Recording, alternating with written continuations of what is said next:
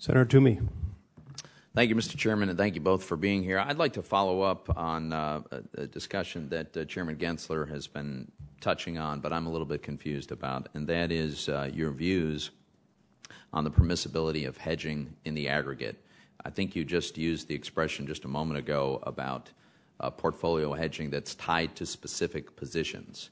So I'm wondering if you could clarify that, because if you tie hedges to individual specific positions on a one-off basis, that is obviously the opposite of hedging an aggregate portfolio that has some kind of cumulative net risk. So my question is it your view that it is and will continue to be permissible as well as cost-effective to manage interest rate and currency and credit risks in the aggregate in these portfolios rather than limiting it to a one-off individual basis? I think Congress actually addressed themselves to this and said that it had to be tied to the specific risk of either individual or aggregate positions, but tied to the specific risk of some aggregate positions to answer. Okay, but it's got to be tied to some. So, for instance, it could be the aggregate interest rate risk of a bond portfolio that may have 170 bonds in it, and then they all across list the maturity 170 spectrum, bonds. and so you could measure that and quantify that, and then hedge that. And then, would the rule prescribe the kinds of instruments that would be permissible to use to hedge that kind of portfolio? As written now, it speaks to, and this may change in a final rule, but as written now, it talks to some instruments that are reasonably correlated with the risk. So it's all in that word reasonably. And who decides what's reasonably correlated to the risk? Ultimately, the regulators do. Well, through, I think, at first order, the institution does, the firm does, but then there's a compliance program, and the regulators would. But the whole point of the rule is ultimately for you to set bans and say this is permitted and this is not. That's the purpose of the rule. It is, though, as written, I would consider it more a principles-based and compliance regime that the firm has to have policies and procedures to ensure that their hedges are reasonably correlated to the specific risks.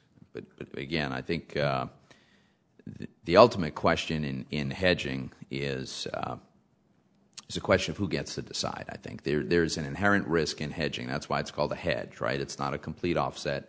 And so there's always some residual risk, and there's always a subjective judgment call, since in large, sophisticated, complex, liquid markets like ours, there are a lot of choices available to someone who wants to hedge any given portfolio.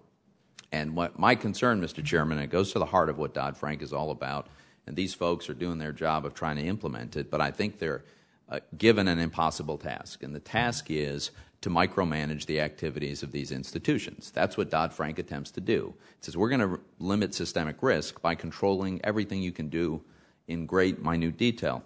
Let me give an example. Chairman Shapiro alluded earlier to the challenges of establishing the market-making exemption.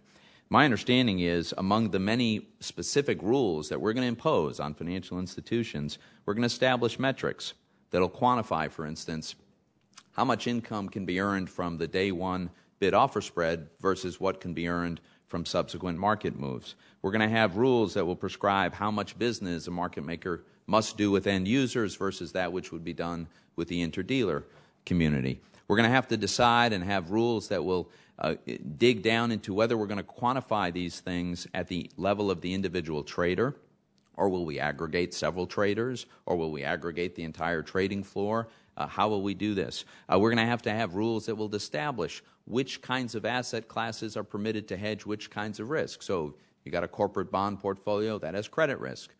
Can you short the S&P 500 against that as a proxy for credit risk, or can you use credit default swaps? My point is, this has a huge cost, not just the direct staggering cost of compliance, but it also has a cost of less liquidity because traders have fewer options. It's going to lead to less innovation because people are going to be prescribed very narrowly in what they can do.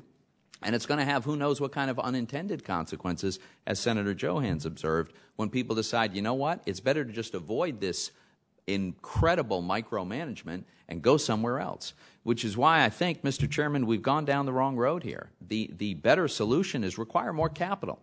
so that we can let people do what they want to do, let the people in the marketplace make the decisions they will make, and then let them live with the consequences without having the taxpayer at risk, because we've required a sufficient buffer that a firm could lose 1% of their capital in a recent example and not have everybody sweating bullets about it. Frankly, firms ought to be able to make decisions and live with the consequences, and taxpayers shouldn't be at risk. I don't think you achieve that by trying to control every aspect of their business, which is what these folks unfortunately have to do. I think the alternative of a tougher capital regime achieves the goal of reducing systemic risk without putting us in the impossible position of trying to run these institutions.